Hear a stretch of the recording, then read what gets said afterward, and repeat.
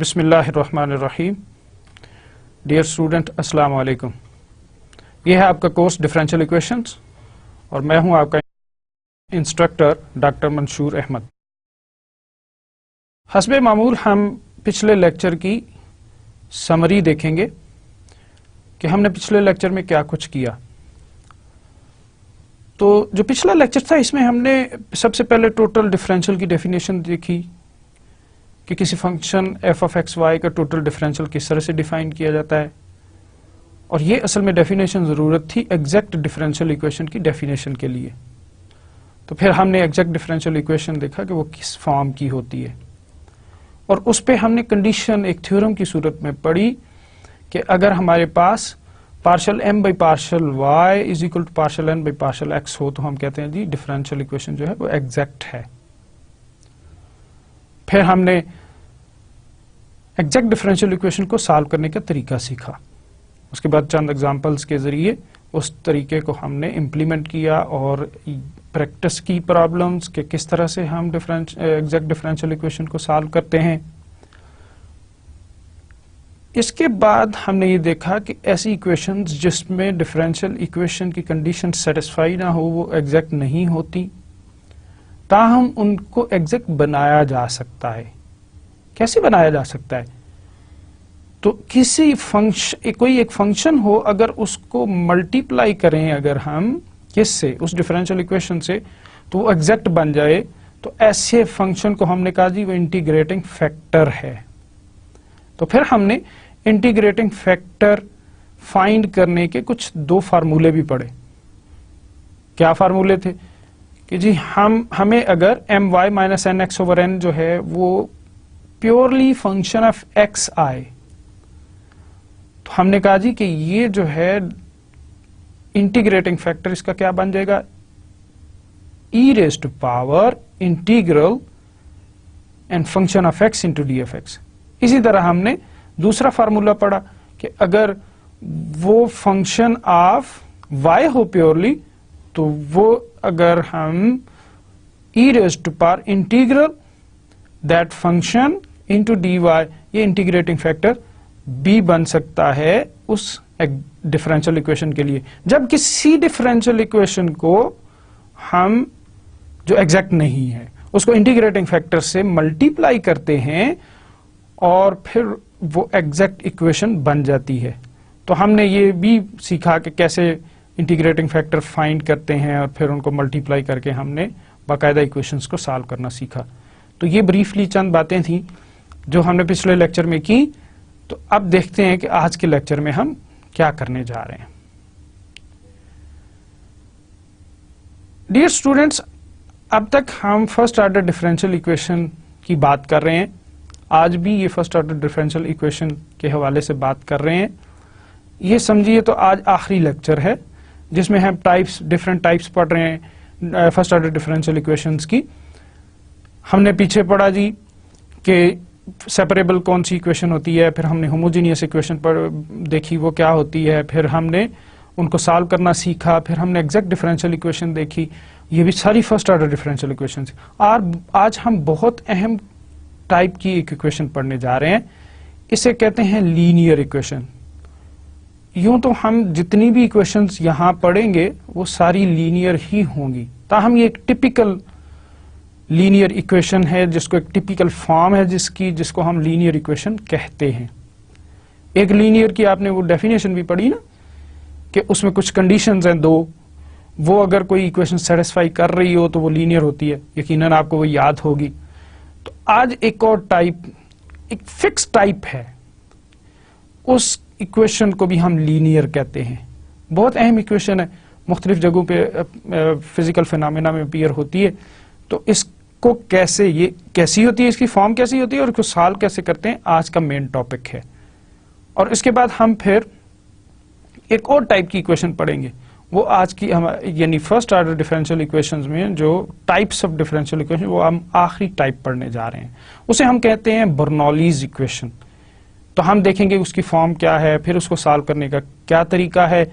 हम देखेंगे कि बर्नौलीज इक्वेशन में खास सब्स्टिट्यूशन अगर की जाए तो वो फिर बर्नौलीज इक्वेशन रिड्यूस हो जाती है लीनियर इक्वेशन में। ये सब डिटेल्स हम आगे देखते हैं। तो सबसे पहले जी हम देखते हैं कि डिफरेंशियल जो लीनियर इक्वेशन है ये क्या होती है, इसकी शक्ल क्या है।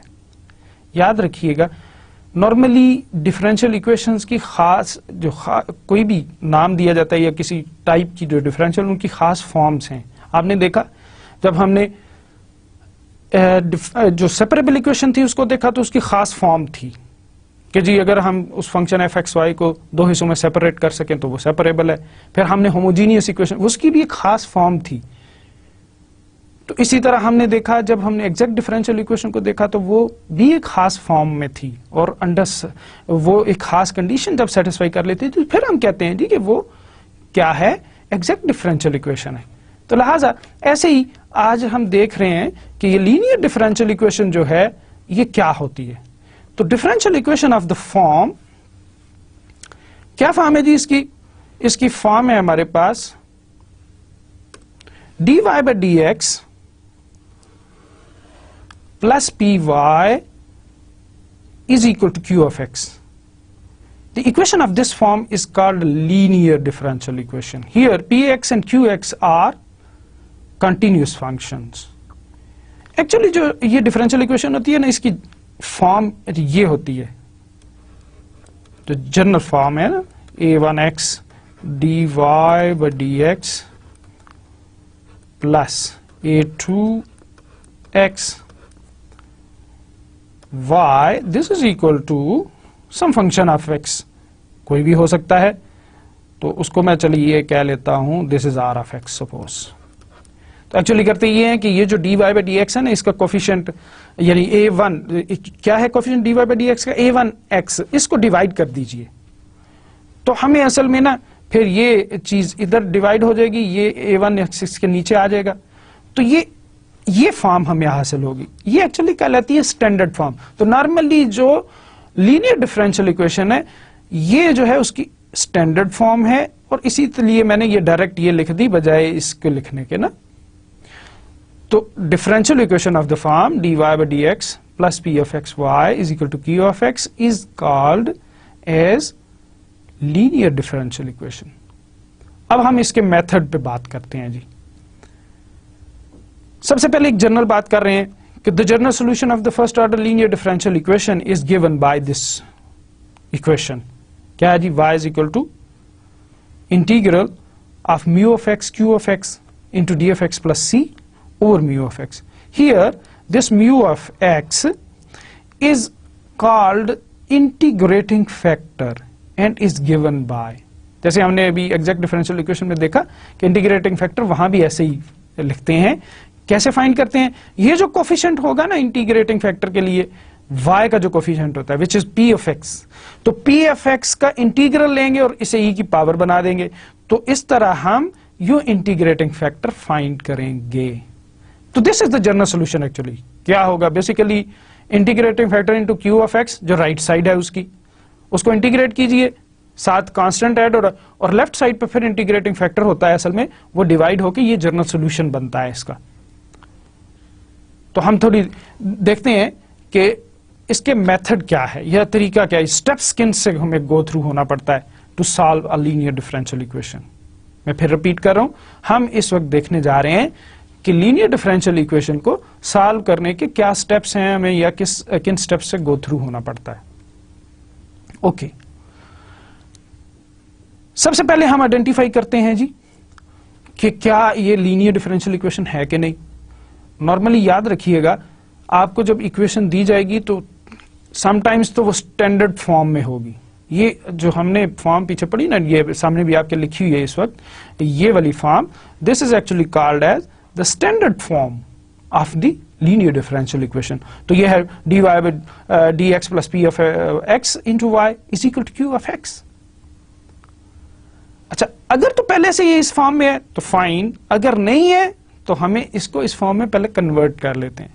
देन वी आइडेंटिफाई कि इसमें p of x क्या है और q of x क्या है। ओके जब हम p of x फाइंड कर लेते हैं तो हम इंटीग्रेटिंग फैक्टर फाइंड करते हैं with the help of this formula e power integral p of x d of x. Then we find the solution by this equation. लेकिन एक इजी वे आपको बताया जाएगा जब हम प्रॉब्लम सॉल्व करेंगे ना, तो एक इजी वे बता दिया जाएगा, उससे आप फौरन इस फार्मूले पे या इस सॉल्यूशन पे पहुंच जाएंगे। ओके, अगर इसमें ये इनिशियल वैल्यू प्रॉब्लम है तो फिर आप क्या करेंगे जी, सी को डिटरमिन करना। ये हमने लास्ट लेक्चर में भी इनिशियल वैल्यू प्रॉब्लम को सॉल्व किया, और सी को कैसे डिटरमिन करते हैं, यानी आर्बिट्रेरी कांस्टेंट जो होता है विद इनिशियल कंडीशंस, हम उसको कैसे डिटरमिन करते हैं ये बात सीख चुके। तो यहां भी अगर ये इनिशियल वैल्यू प्रॉब्लम होगी तो हम क्या करेंगे, उस इनिशियल कंडीशन जो गिवन इनिशियल कंडीशन होगी उसकी मदद से उस आर्बिट्रेरी कांस्टेंट को हम डिटरमिन करेंगे। अब सी की वैल्यू वापस उस इक्वेशन में रखिए, तो that will be your particular solution which satisfy the given initial condition. Okay, हम अब पहली डिफरेंशियल इक्वेशन सॉल्व करते हैं। पहले आइडेंटिफाई करते हैं कि क्या ये लीनियर डिफरेंशियल इक्वेशन है कि नहीं। तो यहां मैं एक बात यहां आपको बताना चाहूंगा कि मैं यहां प्रॉब्लम्स आपके सामने इसलिए सॉल्व करता हूं ताकि आपको अच्छी तरह से मेथड्स क्लियर हो जाएं। चूंकि मैथमेटिक्स में जब तक आपको एक एक स्टेप क्लियर नहीं होगा, आप सही तरह से चीजों को खुद प्रैक्टिस नहीं करेंगे, तो तब तक ये बात नहीं बनेगी। अगर मैं यहां आपको सॉल्व्ड एग्जांपल दिखा दूं और आप देखें और उसको समझ भी लें, लेकिन वो सही चीज नहीं होगी। एक तो ये है कि जब टीचर आपको सॉल्व करके देता है तो इसका मतलब है आप ताकि अच्छी तरह से मेथड को अंडरस्टैंड कर लें, और दूसरा ये है कि आपको खुद फिर बहुत ज्यादा प्रैक्टिस करने, खुद से आपको बहुत ज्यादा प्रैक्टिस करने की जरूरत है। ठीक होगी ना बात। तो ये जो पर्पस है ना, यहां मैं बाकायदा प्रॉब्लम सॉल्व करता हूं और आपके सामने पूरा आंसर लिखता हूं या पूरे सारे स्टेप्स करता हूं, इसका मकसद ये है कि ताकि आपकी अंडरस्टैंडिंग लेवल जो है वो बढ़े और आप अच्छे तरीके से अंडरस्टैंड करें चीजों को और फिर खुद इनकी प्रैक्टिस करें। Okay, let's start with this first question और एग्जांपल। क्या है जी, आप गौर कीजिए। तो ये जनाब हमारे पास है cos square x dy by dx plus y is equal to tangent of x। तो क्या हुआ जनाब, हमारे पास ये आ गया। हम इसको ना, ये स्टैंडर्ड फॉर्म में नहीं है इस वक्त, है ये लीनियर डिफरेंशियल इक्वेशन। ये लीनियर कब होगी, अगर मैं इसको ना मल्टीप्लाई कर लूं, किससे, डिवाइड सॉरी करूं, किससे, cos x होल स्क्वायर से।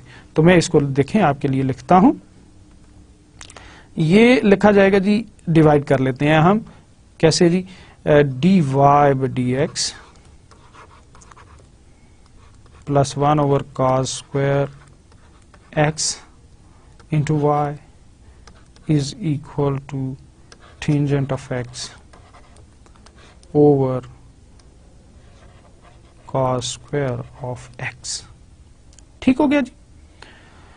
तो अब इससे मैं यू भी लिख सकता हूं, dy by dx plus secant square of x, 1 over cos square क्या होता है, secant square into y into, इसको हम अगर सिंप्लीफाई कर लें तो क्या होगा, साइन ओवर कॉस, बल्कि इस तरह लिखते हैं secant square X tangent of x. Okay, तो now you can see that this is in the standard form, it is a linear differential equation in standard form. With, आप identify कीजिए, इसमें ये पी ऑफ एक्स है और ये Q of x है, तो it is linear differential equation. चलो मैं अब्रीविएट कर रहा हूं, डिफरेंशियल इक्वेशन विद, इस लीनियर डिफरेंशियल इक्वेशन में पी ऑफ एक्स क्या है जी, पी ऑफ एक्स है सीकेंट स्क्वायर एक्स, और क्यू ऑफ एक्स क्या है, Q of X is secant square X tangent of x. Okay, तो देखिए ये इक्वेशन जो थी ये फर्स्ट ऑर्डर इक्वेशन थी, लेकिन ये लीनियर तो थी लेकिन स्टैंडर्ड फॉर्म में नहीं थी। चूंकि हमें पी एफ एक्स भी चाहिए होता है, क्यू एफ एक्स भी चाहिए होता है। पी एफ एक्स किस लिए चाहिए होता है, इंटीग्रेटिंग फैक्टर फाइंड करने के, लिहाजा जरूरी होता है कि हम पहले इसे स्टैंडर्ड फॉर्म में कन्वर्ट करें। तो स्टैंडर्ड फॉर्म में कन्वर्ट करने के लिए क्या किया हमने actually cos square x which is the coefficient of dy by dx, उससे हमने डिवाइड कर दिया थ्रू आउट द इक्वेशन। जब हमने इसको डिवाइड किया तो ये हमारे पास फॉर्म आ गई जिसमें p ऑफ x जो है स्टैंडर्ड फॉर्म आ चुकी, और जिसमें p ऑफ x क्या है secant square x, q of x क्या है secant square x tangent of x। Therefore integrate, पहले हम क्या करते हैं जी, सो देयरफॉर इंटीग्रेटिंग फैक्टर हम पहले फाइंड करेंगे जी। इंटीग्रेटिंग फैक्टर क्या हमने अभी पढ़ा, e power integral p of x into d of x and this is equal to e power क्या है जी secant square x d of x। Well आपको यकीनन पता होगा integral of secant square x क्या होता है जी, बता सकते हैं? हाँ जी, आपको सारे फार्मूले याद करने होंगे या आपको सब इंटीग्रल्स पता हो। बेसिकली इसका इंटीग्रल होता है टेंजेंट ऑफ x। क्यों जी? चूंकि टेन का डेरिवेटिव सीकेंट स्क्वायर होता है, तो बेसिकली इंटीग्रल क्या है एंटी डेरिवेटिव। तो ये जिसका डेरिवेटिव होता है, किसका ये डेरिवेटिव सीकेंट स्क्वायर, टेन का डेरिवेटिव है, लिहाजा integral of secant square x dx क्या होगा, टेंजेंट ऑफ x। क्लियर है ना जी बात? ओके, तो हमारा इंटीग्रेटिंग फैक्टर ये आ गया जी e रेज्ड पर tangent of x multiplying this equation, which one, ये जो हमारी स्टैंडर्ड फॉर्म थी। चलें इसके को ना नाम दे देते हैं, बल्कि चलें नाम क्या देना है मैं आपको, ये जो इक्वेशन है इससे अब इंटीग्रेटिंग फैक्टर को मल्टीप्लाई कर दीजिए। क्या बनेगा जी, ये हमारे पास आएगा e raised to power tangent of x dy by dx plus e power tangent of x into secant square x। बहुत आराम से तसल्ली से ये काम करना है ताकि कहीं गड़बड़ ना हो। e power tangent of x secant square x into tangent of x। Okay, अब हम क्या करेंगे जी, याद रखें जब भी हम इंटीग्रेटिंग फैक्टर को ये मल्टीप्लाई कर लेंगे ना, तो ये जो टर्म हुआ करेगी ना ये लेफ्ट साइड पे, ये डिफरेंशियल बनेगी किसी ना किसी टर्म का। ये देखें मैं बताता हूं आपको कैसे। जैसे ये एक टर्म है, ये असल में डिफरेंशियल है जी किसका, या इसे यूं भी लिख सकते हैं D by D x of. तो आपकी आसानी के लिए मैं इसे दोबारा लिख लेता हूं। तो देखें क्या लिखा था जी हमने, e raise to power, integrating factor ये था ना, e रेज पर tangent of x dy by dx plus secant square x e power tangent of x into y। This is equal to, right side पे हमारे पास क्या था जी, ये था tangent of x secant square x tangent of x, और यहां हमारे पास आ गया था e पावर, ये इंटीग्रेटिंग फैक्टर था उसे मल्टीप्लाई।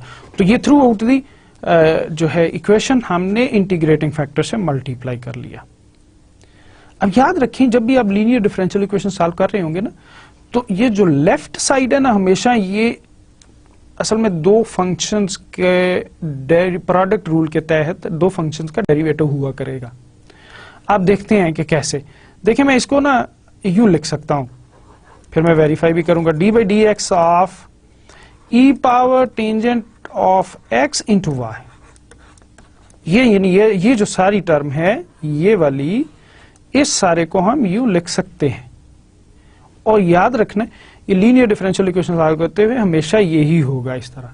अगर ऐसा नहीं हो रहा तो इसका मतलब कहीं आपने इंटीग्रेटिंग फैक्टर फाइंड करने में कोई गड़बड़ की है या कुछ और मसला किया है। ठीक होगी बात। अब हम वेरीफाई करते हैं क्या वाकयातन जो हमने ये प्रोडक्ट लिखा ये ऊपर वाली टर्म आती है। तो देखिए यहां दो टर्मों का प्रोडक्ट है, अगर मैं इनका डेरिवेटिव प्रोडक्ट रूल के तहत लूं तो क्या होगा, ई रेज पर 10x सेम रखा, D Y by D X second term का डेरिवेटिव ले लिया, ई पावर 10x को सेम रखा। अब देखें, अब ये फर्स्ट टर्म सेम रखी, सेकंड टर्म सेम रखी, पहली टर्म का हम डेरिवेटिव ले रहे हैं। तो ई पावर टेंजेंट ऑफ x का डेरिवेटिव क्या होगा, E power tangent of x into secant square x। ठीक है ना। तो इसका मतलब है ये जो प्रोडक्ट रूल लगा के देखा तो ये वाकयातन यही टर्म आती है वहां पे। इसलिए इसको इस तरह लिख सकते हैं।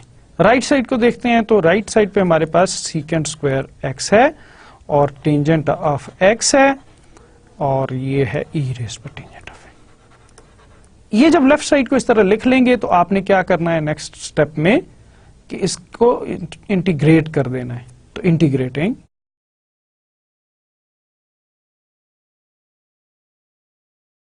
लीजिए जी, इंटीग्रेट करेंगे तो क्या आएगा हमारे पास, ये आ जाएगा लेफ्ट साइड हमारी बनेगी ई रेज़्ड पर tangent of x into Y into integral of secant square X tangent of x into E raised to power tangent of x into D of x. Okay, अब मैं आपकी आसानी के लिए असल में क्या है, अब राइट साइड को इंटीग्रेट करना है, लेफ्ट साइड इंटीग्रेट हो चुकी, तो आपकी आसानी के लिए हम इसको ना मैं तरतीब देता हूं दोबारा से, किसको, राइट साइड को। तो पहले लेफ्ट साइड भी लिख लेते हैं, ये आ जाएगा ई रेज़ पर tangent of x Y, this is equal to, देखिएगा मैं कैसे इसको लिखता हूं, मैं इसको यूं इकट्ठा कर रहा हूं, E tangent of X secant square of x into tangent of x into D of X. क्यों मैंने ऐसे लिखा, खास वजह है इसकी कि ये जो टर्म है ना, ये ई रेज़्ड पर टेंजेंट ऑफ एक्स का मुकम्मल डेरिवेटिव है। ठीक, देख लेते हैं, चूंकि इसका इंटीग्रल फिर लेना है ना, अभी हमने इसको मैंने रखना है सेकंड फंक्शन, जब इंटीग्रेशन बाय पार्ट्स करनी है इसको मैंने रखना है फर्स्ट फंक्शन। जरा मैं एक दफा वेरीफाई कर दूं आपके लिए कि ये D by D F X of E raise पर टेंजेंट ऑफ क्या एक्स क्या होगा, this would be equal to E raise पर tangent of x into secant square, जो पावर है ये वाला, इसका डेरिवेटिव मल्टीप्लाई होता है आगे, तो मल्टीप्लाई हो गया, लिहाजा this is the complete derivative of E raise to power tangent of x. अब इंटीग्रेशन पे पार्ट्स लगाते हैं जी, इस पार्ट पे तो लिखते होते हैं जी first function into integral of second, this one is the second function.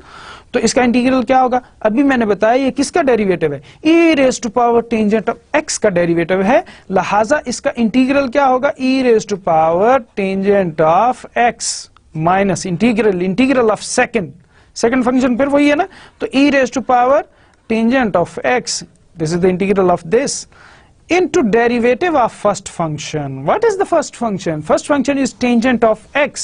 लिहाजा इसका डेरिवेटिव क्या होता है जी, tangent of x का secant square x into d of x. Okay, very nice. ये हमें फिर से वही टर्म मिल गई जो पहले सेकंड टर्म हमने रखी थी, तो so we can integrate it very easily. तो लिहाजा हमारे पास आ गया जी टेंजेंट ऑफ x, ये लेफ्ट साइड है भाई, tangent of x, sorry, this is y, this is equal to क्या है जी, ये इंटीग्रेट होने के बाद ये वाली टर्म, ये वाली लिख रहा हूं, E raised to power tangent of x minus X, जरा अच्छा कर देना। ओके, तो ये इसका इंटीग्रल क्या है जी, फिर से E raised to power minus E raised to power tangent of x plus C. Okay, तो अब throughout the equation E raise पर टेंजेंट ऑफ एक्स से आप डिवाइड कर लीजिए, तो क्या होगा जी, y is equal to E power tangent of X से यहां डिवाइड होगा तो ये कैंसिल होगा, E power tangent of x minus यहां क्या आ जाएगा -1 and this would be c over tangent of x. This is your solution of the linear differential equation. Hopefully आपको ये बात अच्छी तरह समझ आई होगी कि हम लीनियर डिफरेंशियल इक्वेशन का सॉल्यूशन कैसे फाइंड करते हैं। एक और प्रॉब्लम करते हैं, तो इस प्रॉब्लम में देखिए हमारे पास क्या है जी, x4 + 2y into D F x minus x d y is equal to 0। ठीक, अब ये स्टैंडर्ड फॉर्म में नहीं है, पहले तो हम इसको ना स्टैंडर्ड फॉर्म में कन्वर्ट करने की कोशिश करते हैं। तो मैं अगर इसको लिखूं इस तरह से कि dy by D x, dy है ना, चलें इसको लेफ्ट साइड पे रखते हैं, and this is equal to x4 power 2y into d of x। तो मेरे पास अब ये आ गया x dy by dx is equal to x4 + 2y। Okay, अब मैं इसे यूं भी लिख सकता हूं x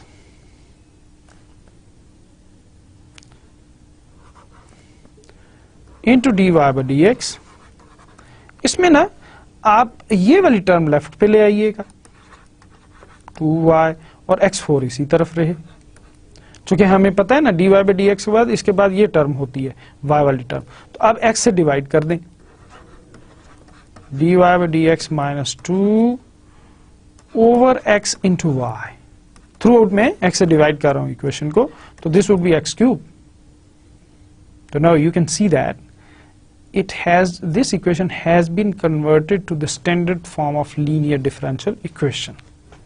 कन्वर्ट हो गई है ना जी, इसमें कोई शक नहीं। तो it is linear differential equation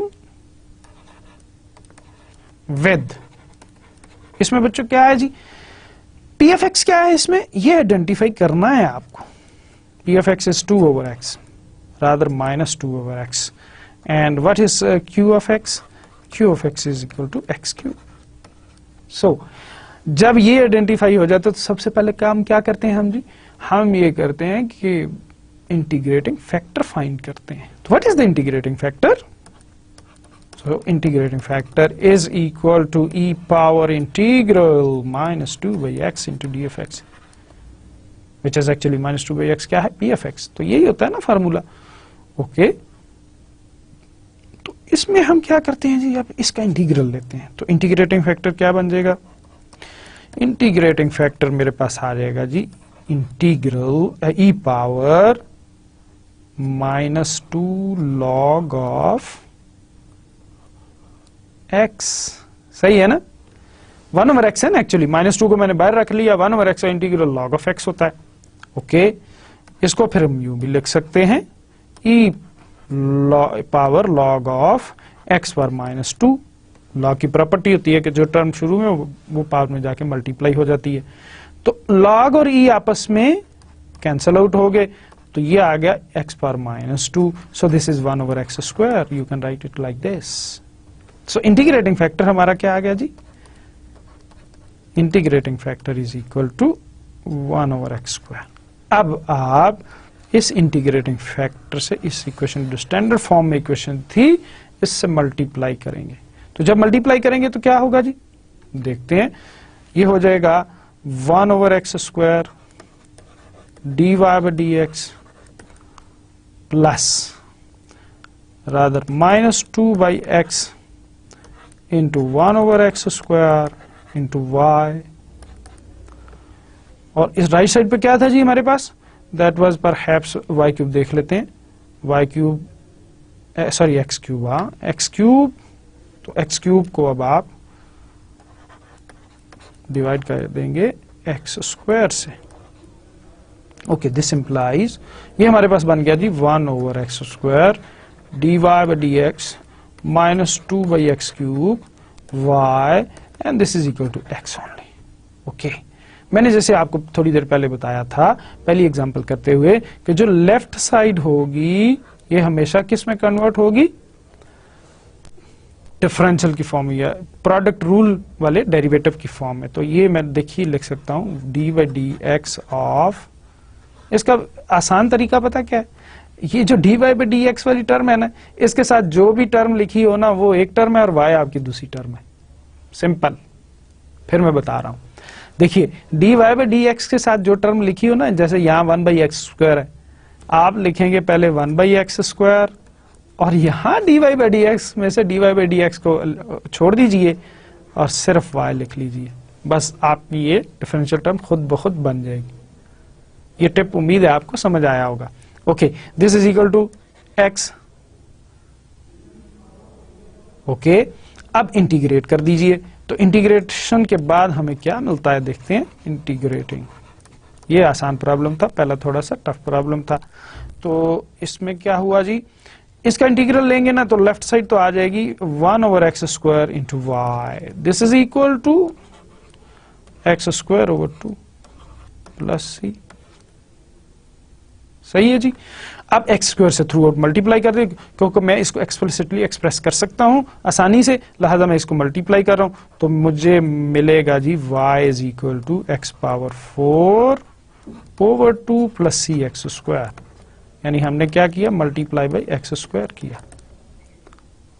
okay, तो this is the final general solution of your linear differential equation.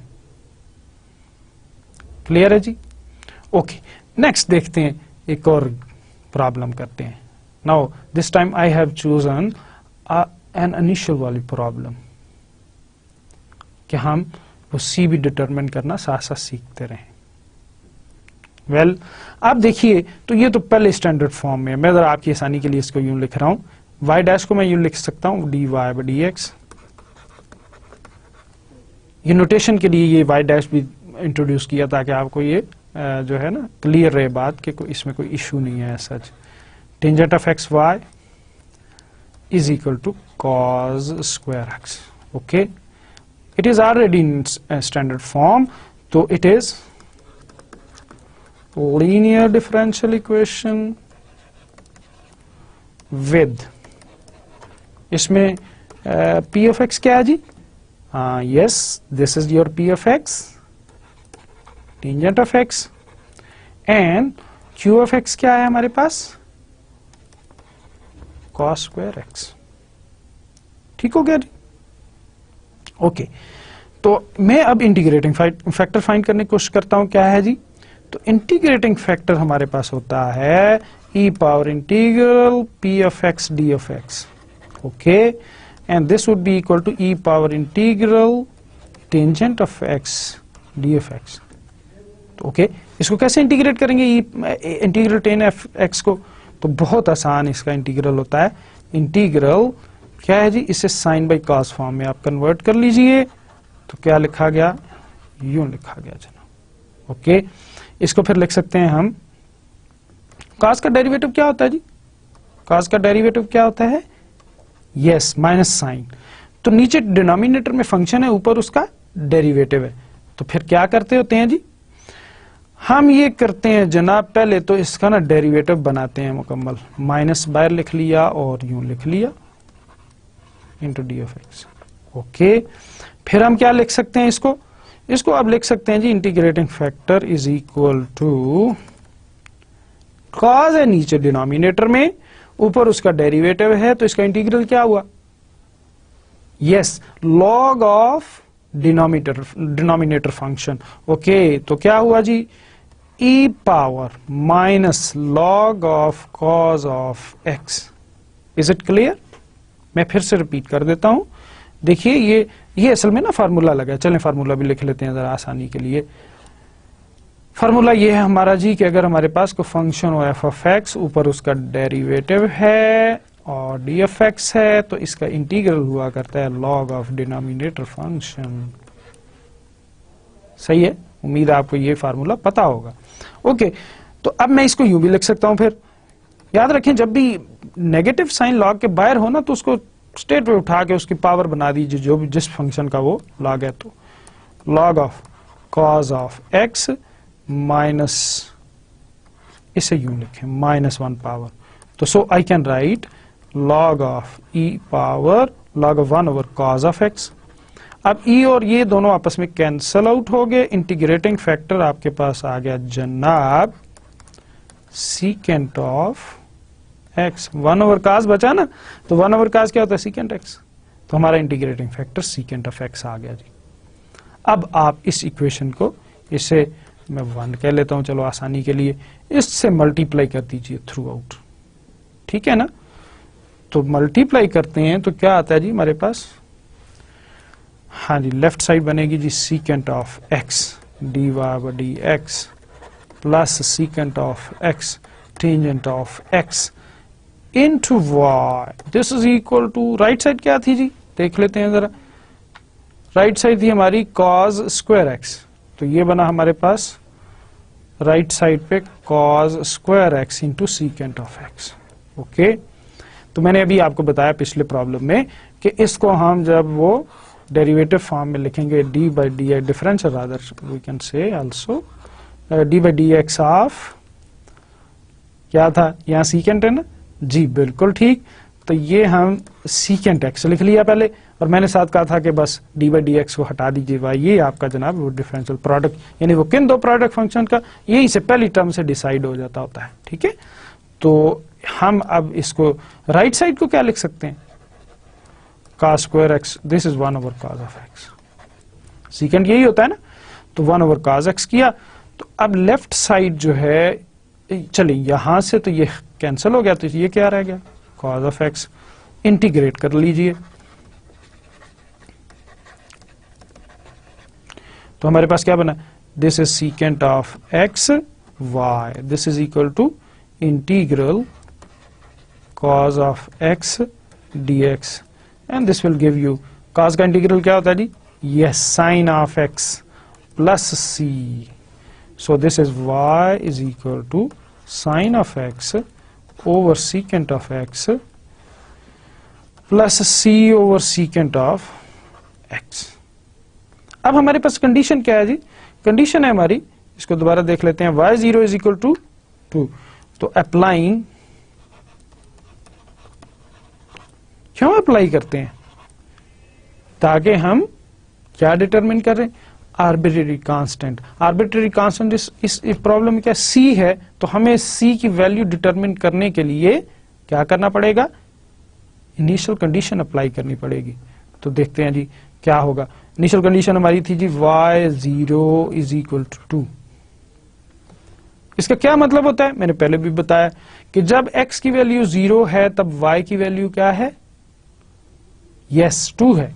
तो हम अब यहां 2 रखते हैं, y की जगह 2 रख दिया, sine 0 over secant 0 plus c over secant 0। Okay, ये हो गया 2, ये याद रखें 0 होगा, क्यों, साइन 0 0 होता है और सीकेंट 0 1 होता है, चूंकि cos 0 1 होता है ना, तो सीकेंट cos का रेसिप्रोकल होता है, लिहाजा ये भी 1 होता है, तो 0 और 1 क्या हो गया, 0 हो गया, और ये क्या हो गया जी, प्लस c, चूंकि सीकेंट फिर 1 है, तो दिस इंप्लाइज c इज 2। बस यहां ये वैल्यू प्लग इन कीजिए c की, और this is your solution of the initial value problem.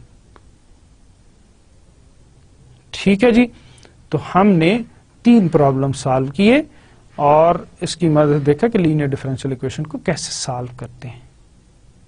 आपको भी अपने बुक की एक्सरसाइजेज करनी है, अच्छी प्रैक्टिस कीजिए, ये बहुत इंटरेस्टिंग और अच्छे प्रॉब्लम है लीनियर डिफरेंशियल इक्वेशन को सॉल्व करना। मैं तो हमेशा एंजॉय करता हूं इसको, तो उम्मीद है आप भी जब इनको सॉल्व करेंगे आपको ये बहुत आसान लगेंगी और आप एंजॉय करेंगे।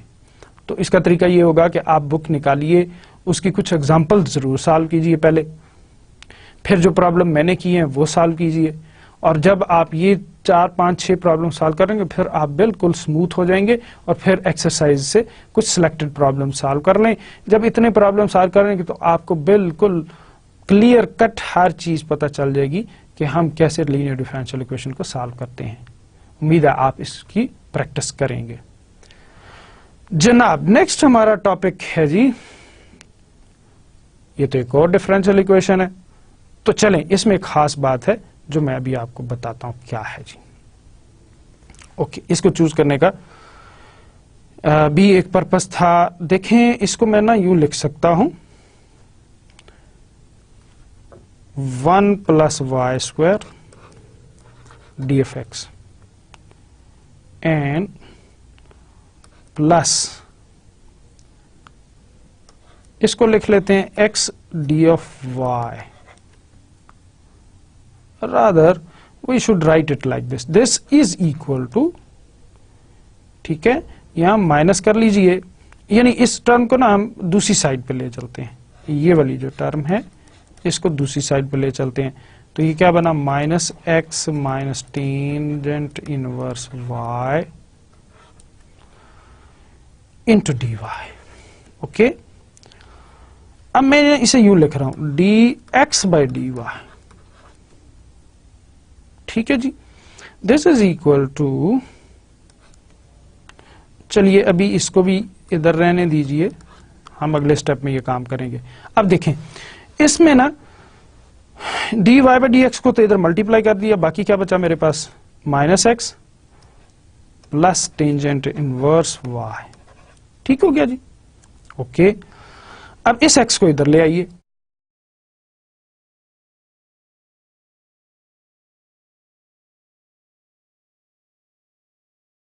ये डी वाई है, plus x, this is equal to tan inverse y. This implies dx by dy plus 1 over 1 plus y square x. This is equal to tangent inverse y over 1 plus y square. अब यहाँ मैंने जैसे पहले बताया खास वजह है इसको इस तरह लिखने की या ये एग्जाम्पल करवाने की, ये खास वजह थी। वजह ये है कि अब देखें थोड़ा फर्क है। पहले यहाँ क्या होता था d Y by D x, यहाँ इस वक्त क्या है d x by d y. अब डिपेंडेंट और इंडिपेंडेंट वेरिएबल का रोल चेंज हो गया, तो still it is linear, however it is linear in y now. पहले किस में थी, एक्स में थी, यानी इंडिपेंडेंट वेरिएबल अब क्या है, वाई है, और डिपेंडेंट वेरिएबल क्या है, एक्स है। तो इससे कोई फर्क नहीं पड़ता, अल्टीमेटली फॉर्म तो वही है ना। देखें जो स्टैंडर्ड फॉर्म थी वो क्या थी हमारी, वो थी d Y by D x plus p of x into y is equal to q of x. तो देखो रोल चेंज हुआ है। जस्ट जब यहां डिपेंडेंट वेरिएबल वाई था तो यहां क्या था, यहां डिपेंडेंट वेरिएबल वाई होता है और राइट साइड पे फंक्शन इंडिपेंडेंट वेरिएबल का, और ये जो वाई का कोफिशिएंट है ये भी इंडिपेंडेंट वेरिएबल का फंक्शन होता है। यहां आ जाइए, अब यहां इंडिपेंडेंट वेरिएबल क्या है, y, और डिपेंडेंट वेरिएबल क्या है, ये देखें डिपेंडेंट वेरिएबल, ये फंक्शन ऑफ इंडिपेंडेंट वेरिएबल है, और राइट साइड पे भी फंक्शन ऑफ इंडिपेंडेंट वेरिएबल है। तो ये भी क्या है, लीनियर डिफरेंशियल इक्वेशन है। जस्ट फर्क इतना है कि अब रोल ऑफ किसका रोल, डिपेंडेंट और इंडिपेंडेंट वेरिएबल का रोल जो हम स्टैंडर्ड फॉर्म में लिखते हैं वो थोड़ा सा चेंज हुआ है, अदरवाइज ये वही लीनियर डिफरेंशियल इक्वेशन है। मैं हिंट अगला दूंगा। देखिए इसमें क्या होगा जी, इसमें जो आपका P ऑफ y होगा तो कहेंगे it is linear differential equation, लिखना होगा आपको, ठीक है। It is linear differential equation with, अब P ऑफ x की बजाय क्या लिखेंगे, P of y, which what is that, 1 over 1 plus y square, and Q of y क्या है, that is tangent 1 over 1 plus y square into tan inverse क्या है जी, y। ओके, अब आप इसको इंटीग्रेट कर सकते हैं। क्या होगा जी, इंटीग्रेटिंग फैक्टर फाइंड करेंगे। Integrating factor will give you integral 1 over 1 plus y square into dy with respect to y होगा। अब इंडिपेंडेंट वेरिएबल क्या है आपका, y, तो ये होगा e power tan inverse y। पता है ना आपको ये formula, integral of 1 over 1 plus x square D F x क्या होता है, टेन इनवर्स ऑफ x। ठीक है जी, तो ओके, इसका मतलब है इसका इंटीग्रेटिंग फैक्टर हमारे पास ये आ गया। अब ये थी स्टैंडर्ड फॉर्म, ये वाली, इसको थ्रू आउट आप मल्टीप्लाई कर देंगे किसके साथ, e power tangent of x के साथ। ओके, देखते हैं तो हमारे पास जनाब क्या बना। ये वैसे पहली एग्जांपल जैसे थी ना उससे मिलती जुलती बात है। जब मैं अब इंटीग्रेटिंग फैक्टर को मल्टीप्लाई करूंगा इस इक्वेशन के साथ जो मैंने इंसर्कल की है, तो मेरे पास बनेगा, नेक्स्ट पेज पे लिखते हैं, e power tan inverse y into D Y by D x plus e power tan inverse y over 1 plus y square into x। और यहां क्या है जी, e power tan inverse y into 1 plus y square into tan inverse y।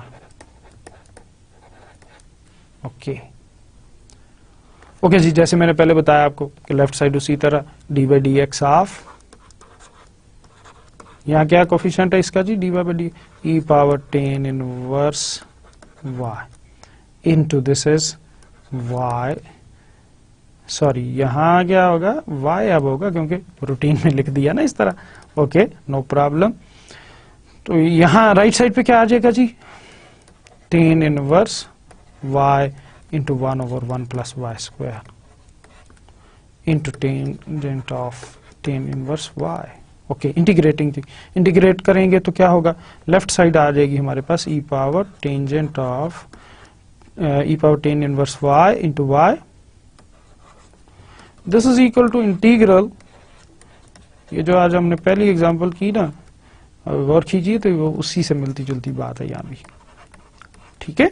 तो this is tan inverse, जनाब क्या करेंगे, right side फिर थोड़ी उस तरह से इंटीग्रल मुश्किल है, तो कोई मुश्किल नहीं है जनाब, अगर पहली बात समझ आई है ना, पहले प्रॉब्लम जो आज हमने किया, तो इसकी बात भी समझ आनी चाहिए। इंटीग्रेशन पर पार्ट्स यकीनन लगाएंगे क्योंकि दो फंक्शन का प्रोडक्ट है, और ये जनाब हमारे पास होगा second function and this would B first function. वैसे भी टेन इनवर्स वाई को आप सेकंड फंक्शन रख ही नहीं सकते, क्यों कि टेन इनवर्स का इंटीग्रल पॉसिबल नहीं होता, डेरिवेटिव तो पॉसिबल होता है। ओके तो क्या हुआ जी, ई पावर, मैं अब राइट साइड को इंटीग्रेट कर रहा हूं, तो ई power tan inverse into 1/1 plus y square, पता है क्या है, ये मुकम्मल डेरिवेटिव है किसका, टेन इनवर्स वाई का।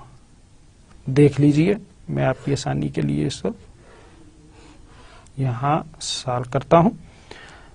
Derivative of E power tan inverse y, तो आपको पता है derivative of E power some anything वो क्या होता है, पहले उसी तरह लिखते हैं, ई पावर वही फंक्शन लिख दिया, फिर क्या किया, into derivative of this power, which one, this one, okay. तो ये क्या होगा, 1/1 plus y square, tan inverse y का derivative with respect to y क्या होगा, 1/1 प्लस वाई स्क्वायर। ओके सही है जी।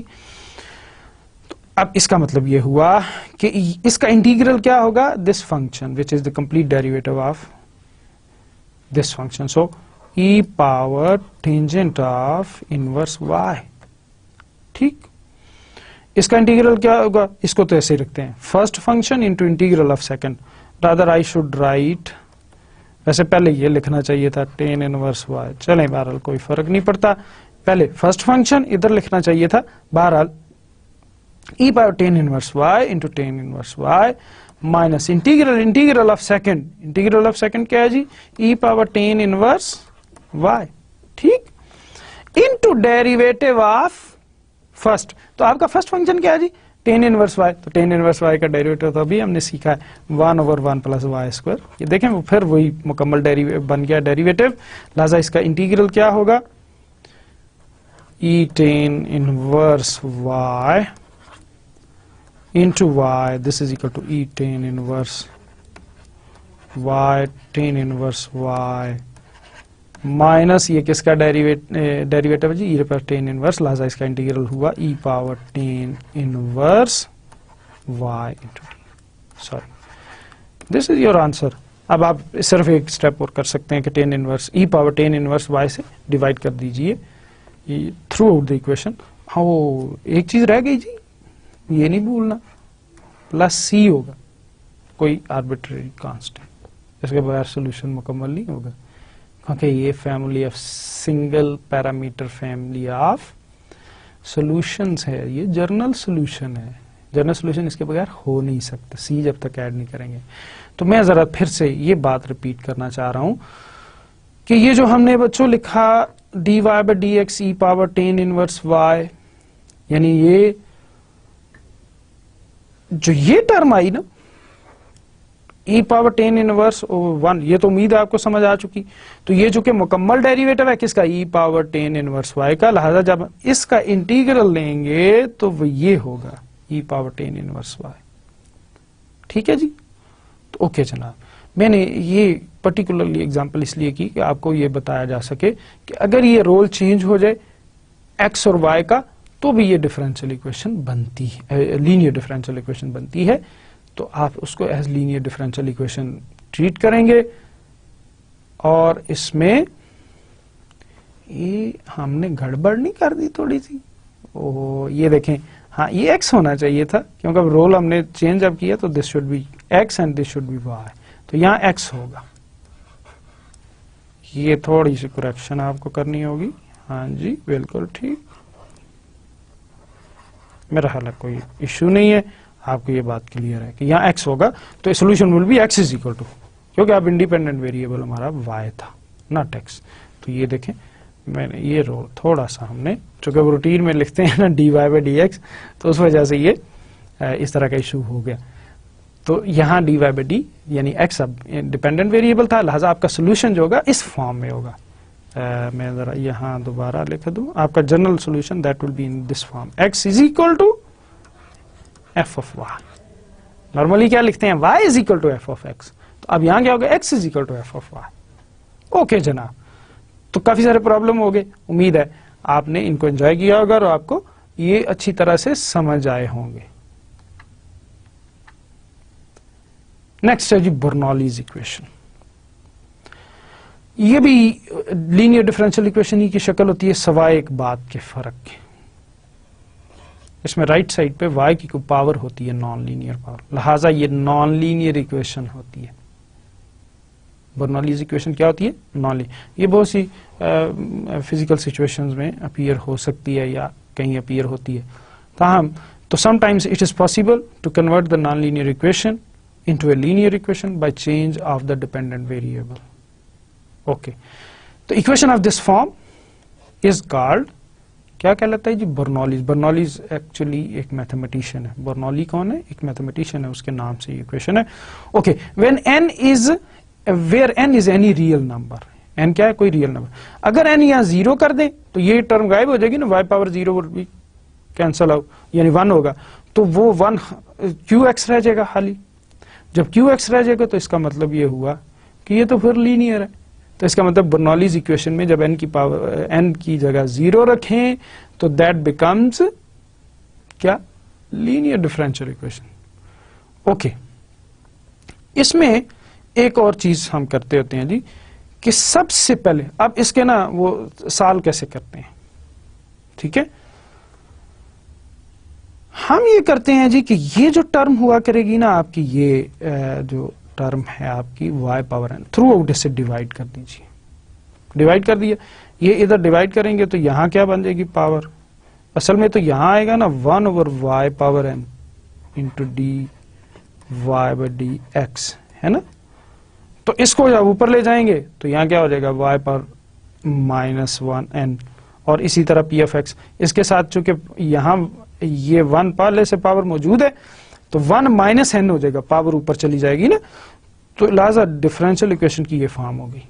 ओके, आप एक नई सब्स्टिट्यूशन करेंगे, पता है कौन सी सब्स्टिट्यूशन करेंगे, कोई भी, इसे v भी रख सकते हैं, जैसे यहाँ v रखा हुआ है, z भी रख सकते हैं, t भी रख सकते हैं, कोई नया वेरिएबल डिपेंडेंट इंट्रोड्यूस करेंगे। y डिपेंडेंट वेरिएबल है, अब आप क्या करने जा रहे हैं, एक नया डिपेंडेंट वेरिएबल इंट्रोड्यूस करने जा रहे हैं। तो उसको कैसे आप पुट करें, ये कैसे करेंगे इंट्रोड्यूस, कि आप y पावर, ये जो px के साथ कोफिशिएंट होगा ना, या pf के साथ जो डिपेंडेंट वेरिएबल की पावर होगी, उसको पुट कर देंगे किसके इक्वल, किसी नए वेरिएबल के इक्वल। जैसे यहाँ v रखा है, डिफरेंशिएट कीजिए, dv बाई dx क्या होगा, पावर रूल लगाएं, 1 minus n y power 1 minus n minus 1 into derivative of y with respect to x, तो that would be dy by dx। ठीक हो गया जी। ओके जनाब, अब हम देखते हैं कि 1 और 1 कैंसिल हो जाएंगे, y की पावर क्या रह जाएगी, -n। ओके, y की पावर -n रह गई, तो इसका मतलब इसको आप लेफ्ट पे ले आइए, चूंकि ये हमारे पास टर्म उस डिफरेंशियल इक्वेशन में मौजूद है, तो 1 ओवर 1 माइनस n आ गया dv बाई dx, तो ये आपके पास उस डिफरेंशियल इक्वेशन में टर्म मौजूद है।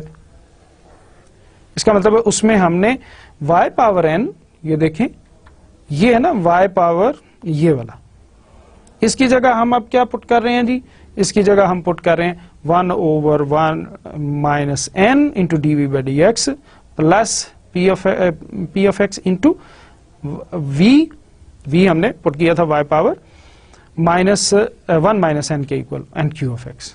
ओके, अब इसको इधर मल्टीप्लाई कर दीजिए 1 माइनस एन से p of x v into 1 minus q of x. अब आप गौर कीजिए तो ये पी एफ एक्स है and this is the new dependent variable. ठीक है जी। अब ये क्या है, ये लीनियर है with the dependent variable y and with independent variable x। अब ये सब्स्टिट्यूशन जो है क्या करती है, इक्वेशन 5 जो है वो लीनियर। गोया ये जो सब्स्टिट्यूशन हमने की बर्नौलीज इक्वेशन में, कौन सी सब्स्टिट्यूशन, हमने ये सब्स्टिट्यूशन की v is equal to y power, क्या थी जी, y power okay 1 minus n. इस सब्स्टिट्यूशन ने बर्नौलीज इक्वेशन को किस में कन्वर्ट कर दिया, लीनियर डिफरेंशियल इक्वेशन में कन्वर्ट कर दिया। ठीक है ना। तो अब लीनियर को तो सॉल्व करना आप अच्छी तरह जानते हैं, हमने बहुत सारे प्रॉब्लम सॉल्व किए। ठीक है जी। अब हम देखते हैं कि हम बर्नौलीज इक्वेशन को कैसे सॉल्व करते हैं। ये हमारे पास जी पहली इक्वेशन है, इसको मैं देखें बर्नौलीज की फॉर्म में लिखने की कोशिश करता हूं। ये लिख सकते हैं dy by dx minus 2y is equal to xy cube minus rather xy cube. ठीक है। अब देखिए तो यहां y की पावर 3 है, लिहाजा it is Bernoulli's equation.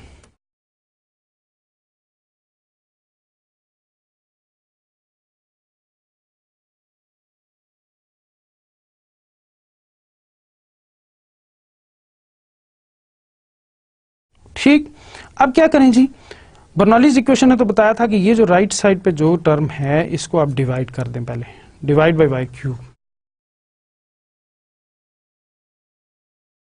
Y cube से डिवाइड करेंगे, this would become y3 dy by dx minus 2y minus by y cube is equal to minus x।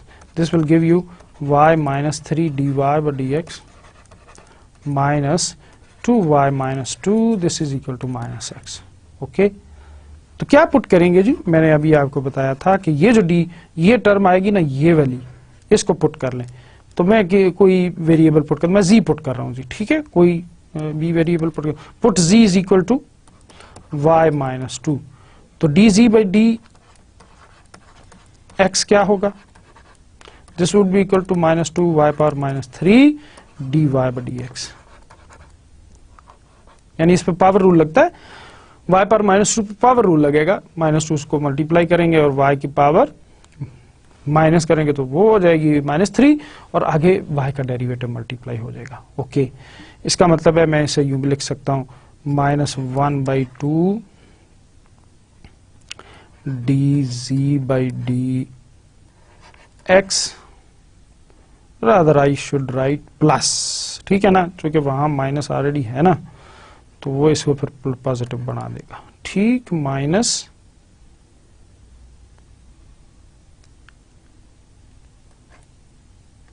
Minus minus minus minus okay minus. ठीक है, चूंकि यहां हमें जिसकी value चाहिए इसकी वैल्यू चाहिए 1/y cube into D Y by D x. ठीक है जी, ये माइनस, ठीक है, इसे माइनस ही होना चाहिए। ओके, अब देखें इसकी जगह मैं जब पुट करूंगा तो ये मेरे पास आएगा minus 1/2 dz by D x. और नेक्स्ट क्या होगा जी, इस जगह पुट करेंगे ये है ना, इसकी जगह हमने ये पुट कर दिया। ठीक है, और यहां पुट करेंगे तो क्या आएगा माइनस 2z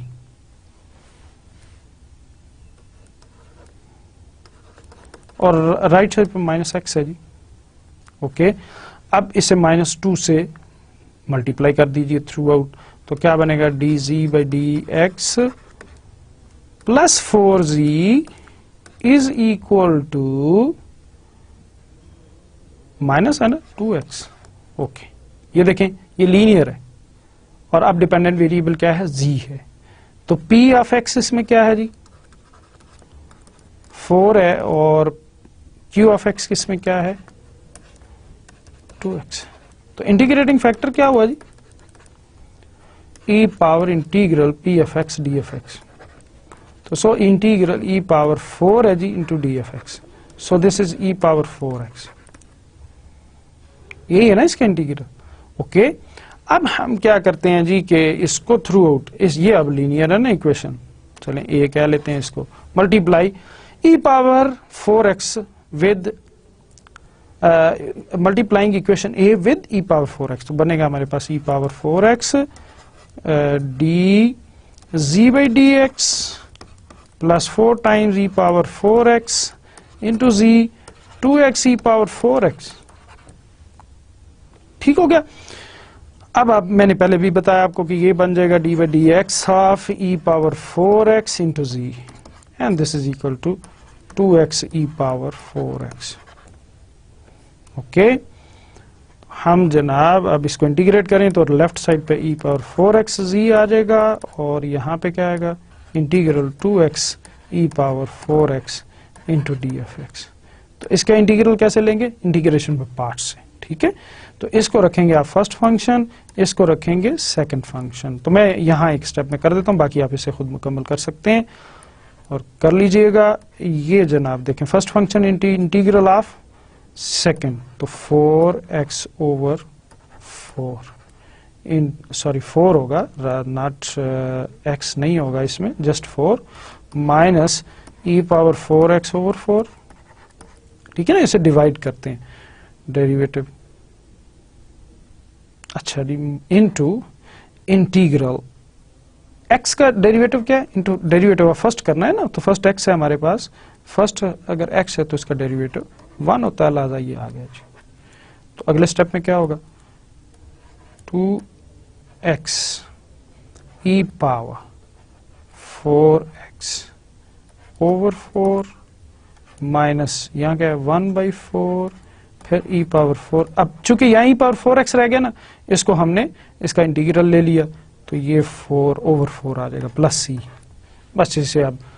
अच्छा, यहाँ एक काम और आपने करना है कि जो जनरल सोल्यूशन भी लिखना है, इंटीग्रेट मैंने कर दिया है, आप बड़ी आसानी से जनरल सोल्यूशन लिख सकते हैं। चलें जनरल सोल्यूशन यहाँ लिखते हैं, जनरल सोल्यूशन तो क्या है जी, z इज इक्वल टू, मैं अब इसे थ्रू आउट डिवाइड भी करूंगा, दिस वुड बी 1/2x, यहाँ से देखें ना ये तो कैंसिल हो जाएगा, इधर से क्या होगा -1/16 और प्लस c इंटू ई पावर -4x। ठीक हो गया।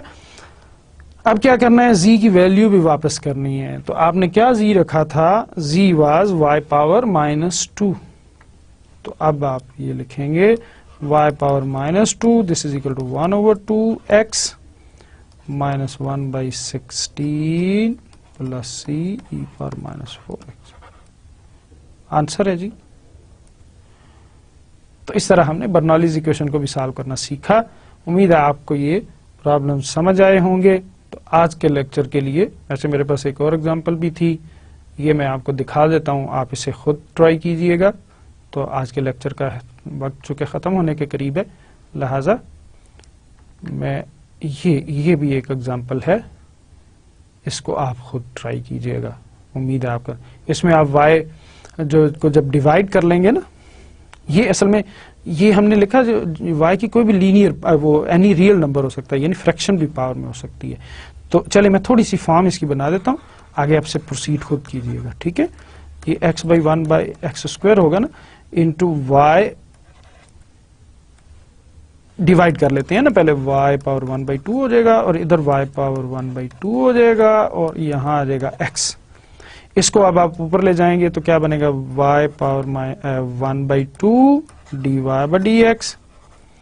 मैं जस्ट आपको बताना चाह रहा हूं कि यहाँ आप सब्स्टिट्यूशन क्या करेंगे। ठीक है ना, तो यह ऊपर चला जाएगा तो 1 - 1/2 क्या होगा, y पावर 1/2। ठीक है, दिस इज इक्वल टू 0। तो पुट क्या करेंगे आप, put z is equal to y power 1/2, मैंने बताया था आपको, ये आप पुट करेंगे। ठीक है, ठीक है ना, तो ये सब्स्टिट्यूशन करेंगे ना तो ये फिर लीनियर में ट्रांसफॉर्म हो जाएगी और आप इजीली उसको फिर सॉल्व कर सकते हैं। तो इसके बाद आज के लेक्चर की समरी कि हमने आज लीनियर डिफरेंशियल इक्वेशन देखी, वो क्या होती है, उसकी डेफिनेशन देखी और फिर हमने सॉल्यूशन मेथड पे बात की, सॉल्यूशन लीनियर डिफरेंशियल इक्वेशन का कैसे करते हैं। उसमें जो कोर बात थी वो ये थी कि हम लीनियर डिफरेंशियल इक्वेशन में पहले px और qx को आइडेंटिफाई करते हैं, फिर इंटीग्रेटिंग फैक्टर फाइंड करते हैं किसकी मदद से, e power integral p of x dx, फिर इंटीग्रेटिंग फैक्टर से थ्रू द लीनियर इक्वेशन हम मल्टीप्लाई कर देते हैं और उसमें लेफ्ट साइड जो है डेरिवेटिव बन जाती है दो फंक्शन के प्रोडक्ट के तौर पे, और राइट साइड को फिर उनको इंटीग्रेट करते हैं तो हमें सोल्यूशन हासिल हो जाता है और ये इजी है। उसके बाद हमने देखा कि बर्नौलीज इक्वेशन क्या होती है। बर्नौलीज इक्वेशन बेसिकली लीनियर ही की फॉर्म है, हाउएवर जो राइट साइड है उसमें y की कोई नॉन लीनियर पावर होती है, जैसे y की पावर n हो सकती है, n अब कोई रियल नंबर हो सकता है। फिर हमने लीनियर बर्नौलीज इक्वेशन को सॉल्व करने का मेथड सीखा, तो उसमें एक सब्स्टिट्यूशन करते हैं और वो हमने देखा कि जो पी एफ एक्स को कोफिशिएंट या पी एफ एक्स के साथ जो टर्म y वाली डिपेंडेंट वेरिएबल वाली होती है उसकी जो भी पावर होती है उसको हम, यानी y power suppose -1 minus n है तो हम y पावर 1 माइनस n को सब्स्टिट्यूट कर लेते हैं किसके इक्वल, किसी भी नए वेरिएबल डिपेंडेंट वेरिएबल के इक्वल। फॉर एग्जांपल मैंने यहां आपके सामने z को पुट किया, तो उसके बाद जब ये सब्स्टिट्यूशन करते हैं उसके डेरिवेटिव लेते हैं, डेरिवेटिव लेने के बाद क्या होता है जी कि वो जो इक्वेशन है, कौन सी, बर्नौलीज इक्वेशन, वो ट्रांसफॉर्म हो जाती है किस में, लीनियर डिफरेंशियल इक्वेशन में। तो लीनियर डिफरेंशियल इक्वेशन को सॉल्व करना आपने सीखा। तो आज का लेक्चर यहीं पे इख्तिताम पजीर होता है, फिर अगले लेक्चर में मुलाकात होगी। अस्सलामु अलैकुम।